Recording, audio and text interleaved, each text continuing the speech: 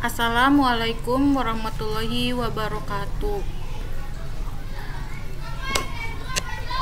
Kami dari kelompok 8 akan menjelaskan mengenai analisa data berkala dengan metode semi-average.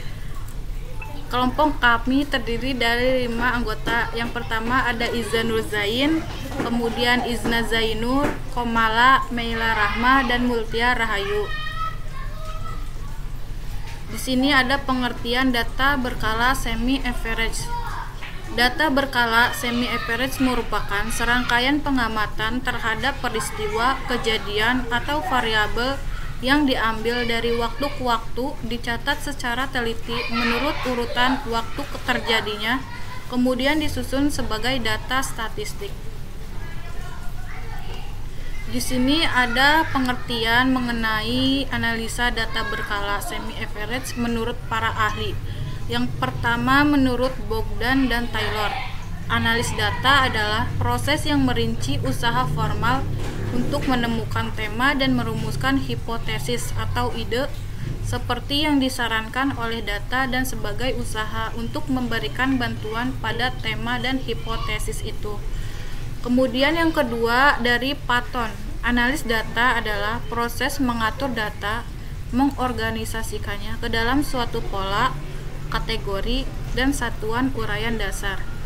Kemudian yang ketiga dari Lexi, analis data adalah proses mengorganisasikan dan mengurutkan data ke dalam pola, kategori, dan satuan uraian dasar sehingga ditemukan tema dan tepat dirumuskan hipotesis kerja seperti yang disarankan oleh data.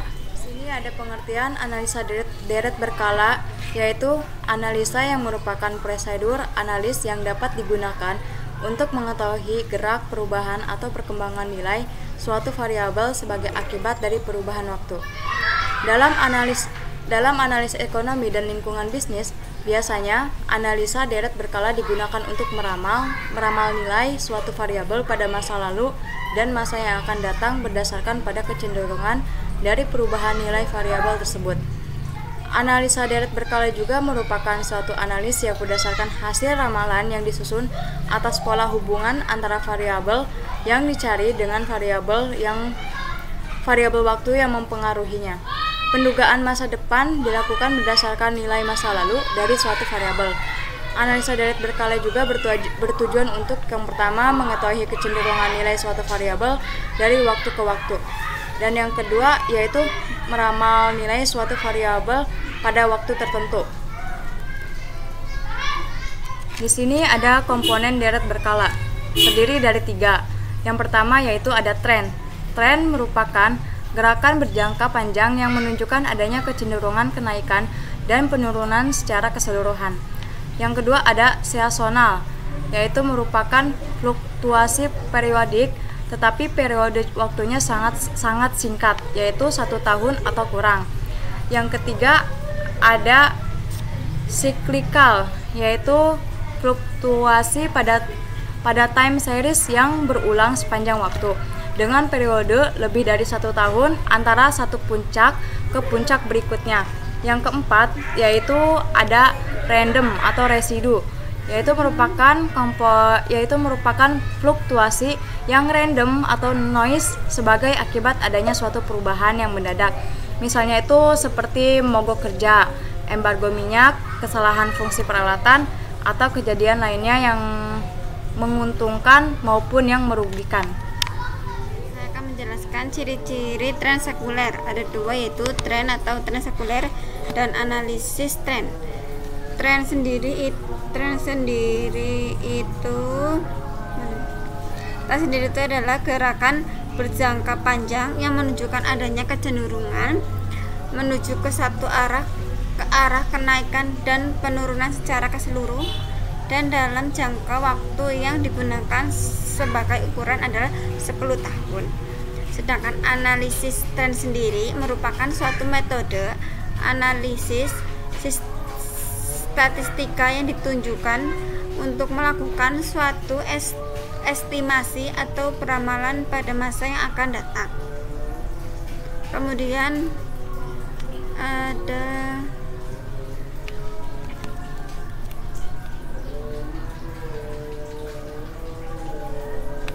ada rumus menentukan tren, yaitu Y sama dengan A plus B dalam kurung X, dimana Y yaitu nilai variabel Y pada suatu waktu tertentu, sedangkan A adalah perpotongan antara garis tren dengan sumbu tegak Y, B kemiringan slope garis tren, sedangkan X yaitu periode waktu deret berkala. Dalam beberapa metode yang dapat digunakan untuk menentukan persamaan garis yang menunjukkan hubungan antara variabel dengan waktu, yaitu metode tangan bebas, metode semi rata-rata, metode rata-rata bergerak, dan metode kuadrat terkecil. Rumus metode semi average rata-rata semi ada dua, yaitu metode setengah rata-rata dengan data historis dalam jumlah genap. Yang kedua, metode setengah rata-rata dengan data historis dalam jumlah ganjil. Dengan rumus B sama dengan Y2 min Y1 sama dengan N. B itu perubahan setiap tahun, Y2 itu rata-rata kelompok kedua, Y1 kelompok pertama, N adalah periode antara tahun dan tahun A. Kita di sini akan bahas contoh soal data genap kelompok genap. Pada tahun 2010 ada 561.151 ton jagung. Yang kedua 2011 666.573 ton jagung. Yang ketiga 2012 662.796 dan seterusnya. Di sini ada analis data, yaitu satu, mengelompokkan data menjadi dua kelompok. Jadi di sini ada 8 kelompok dari 2010 sampai 2017. Maka kita akan bagi dua, yaitu yang kelompok 1 berisi 2010, 11, 12, 13, dan kelompok 2 2014, 15, 16, dan 17. Menentukan periode dasar. Di sini kita akan mengambil tengahnya, yaitu 2013 sama 2013. Jadi kita ambil akhir periode dari 2001 kelompok 1 sama kelompok kedua. Jadi terletak antara akhir kelompok 1 sama awal kelompok 2. Jadi 2013 sama 2014. Yang ketiga, menentukan angka tahun. Angka tahunnya periodenya berangka X sama dengan 0 dan terletak 2013, berarti ini 0 di sini, 0 ini ke atas min 1, ini 2014 ke bawah sama dengan 1. Menentukan semi total, yakni total penjualan masing-masing kelompok. Menentukan semi average setiap kelompok data, yaitu dengan cara membagi semi total dengan banyak dalam data masing-masing kelompok, yaitu dibagi dengan 4. Kelima, menentukan tren awal tahun, yaitu dengan menggunakan semi average kelompok 2 dengan semi average kelompok 1 dan membagi dengan banyak data, yaitu 6. Dan untuk menentukan peramalan menggunakan rumus dijadikan kelompok 1. Berikut ini ada tabel menentukan X-nya. Dan nih kelompok 1 kan berisi 2010, 11, 2000 sampai 13. Kelompok 2 14 sampai 17. Tadi kan nolnya antara 2013 sampai 2004 sama 2014. Jadi berarti ini 2013 itu min 1, 2012 min 3, 2011 min 5, 2010 min 7. Dan sedangkan 2014 1, 15 3, 2016 5, 2017 5. Karena kenapa sih? Kan ini kelompok ganjil genap. Kenapa X-nya itu ganjil? Karena pada semi average ini kita kayak kebalikannya. Jadi kalau kelompok genap kita X-nya ganjil, kalau ganjil kita nanti ada genapnya. Penyelesaian untuk kelompok 1 semi total kita jumlahin total jagung berapa ton pada tahun 2010 sampai 2013. Kita totalin di jumlahan dan hasilnya 2.547.910. Semi average tadi pada poin 4 dibagi menjadi 4 dan hasilnya 636.977,5. Untuk kelompok 2 kita menggunakan rumus sama dengan kelompok 1 semi average dibagi 4. Kita menentukan B yaitu Y2 dengan rumus tadi Y2 min Y1 dibagi N. Y2 nya itu kita ambil dari ini kelompok 2, Y1 nya kelompok 1, N nya itu 4 tadi ini periodenya ada dibagi data 4 dibagi dan jumlahnya 6.446.020,75. Maka rumus peramalan digunakan yaitu Y sama dengan A plus BX. Ini menggunakan rumus tren yang tadi ada di poin kelima. A nya tadi adalah ini kelompok 1, B nya ini, X nya tadi. Kalau kita grafik produksi jagung di Indonesia tahun 2011 sampai 2017 dan misalkan peramalannya 2001, maka X nya adalah 15. Kenapa 15?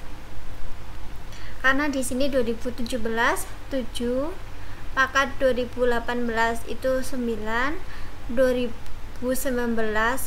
itu 11, 2017 7, 18 itu 9, 20 itu 11, 2013 dan 2021 itu 15 dibagi 2 sama dengan 75. Berarti ini pakai rumus A plus B dibagi X. A nya 636.977,5 ditambah 6.446.020,75 dibagi 75 dan hasilnya ini dibagi 75 dengan hasil 946.066.433. Jadi yang dapat diramalkan untuk 2001 produksi Indonesia pada jagung yaitu hasilnya 947.66.433 ton. Saya Maila Rahmah akan menjelaskan penjelasan dari teman-teman saya sebelumnya. Yang kedua ini data genap kelompok ganjil. Di sini terdiri dari 10 data genap dari 2015 sampai 2024 beserta perolehan cabai per tonnya. Nah, jumlah seluruh data di samping yakni 10 data dalam bentuk genap. Oleh karena itu, analisis data dilakukan dengan cara sebagai berikut. Yang pertama, mengelompokkan data menjadi 2 kelompok karena jumlah data genap langsung dibagi 2 yang masing-masing kelompok terdiri dari 5 data dalam bentuk ganjil.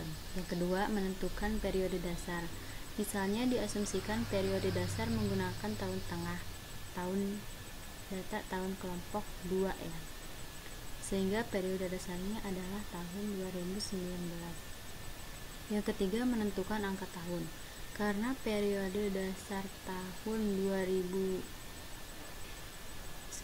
ini berangkat tahun X sama dengan 0, maka angka tahun untuk 2020, 2021, 2022, 2023 dan 2024 adalah 1, 2, 3 dan seterusnya. Dan angka tahun untuk 2018, 2017, 2016, 2015 adalah negatif 1, negatif 2, negatif 3, dan seterusnya. Dan menentukan nilai semi total, yakni jumlah total penjualan masing-masing kelompok. Yang keempat, menentukan semi average tiap kelompok data. Semi average untuk kelompok 1 yaitu membagi semi total dengan banyaknya data, yaitu dengan dibagi 5. Yang kelima, menentukan tren awal tahun, yaitu dengan mengurangkan semi average kelompok 2 dengan semi average kelompok 1 dan membagi dengan banyak data, yaitu 5. Dan untuk menentukan peramalan, gunakan rumus yang dijadikan sebagai kelompok 1.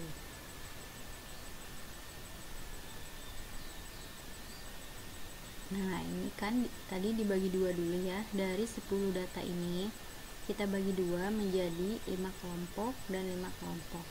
Ini untuk kelompok 2 dari 2015 sampai 2019. Nah, ini perolehannya, ini kelompok 2.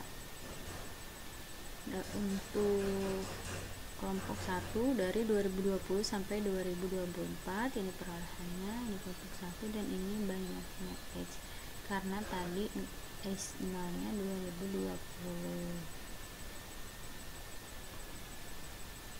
Nah, ini penyelesaiannya untuk kelompok 1 atau Y2 yaitu semi total. Nah, ini yang perolehan tadi kita jumlahkan menghasilkan sebagai berikut. Untuk semi average-nya, hasil ini kita bagi 5 dengan banyaknya data pada kelompok 1.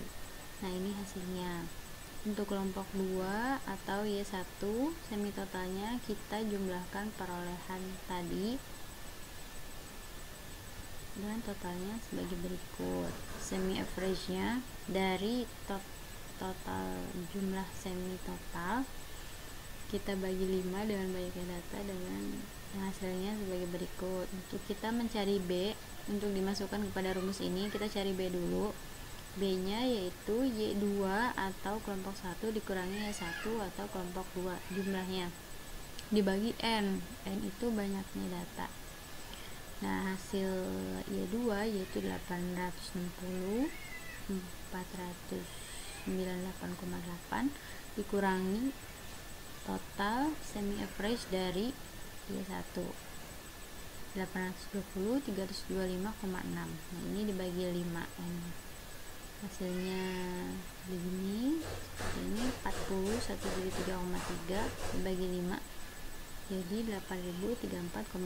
Nah, kita masukkan rumusnya yaitu Y kuadrat sama dengan A ditambah B X. Y2 sama dengan 860 498,8 ditambah 8034,66 X. Maka grafik produksi Indonesia terhadap cabai per tahun ini, misalnya kita mau meramalkan pada tahun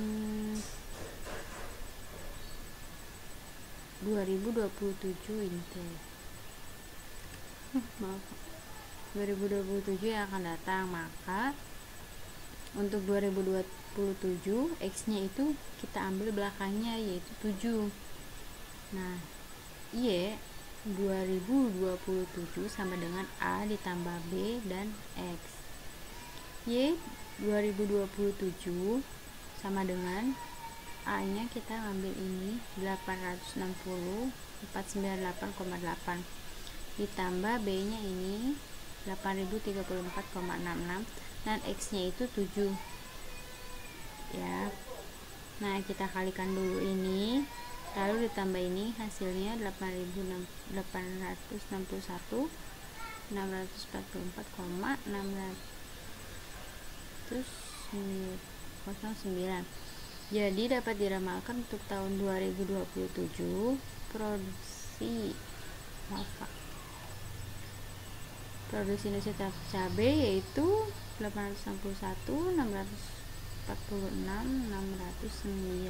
ton. Nah, ini kita masukkan tadi semi totalnya kita masukkan ya. Untuk semi average nya juga dimasukkan ke dalam tabel ini. Untuk tren awalnya kita jumlahkan tuh. Nah, terakhir kesimpulannya, metode tren setengah rata-rata ini merupakan salah satu teknik yang digunakan dalam melakukan forecast. Namun metode ini jarang digunakan dalam menentukan peramalan. Untuk melakukan peramalan itu dengan metode ini dapat dilakukan dengan dua cara, yaitu metode setengah rata-rata dan data historis dalam jumlah genap, dan metode setengah rata-rata dengan data historis dalam jumlah ganjil.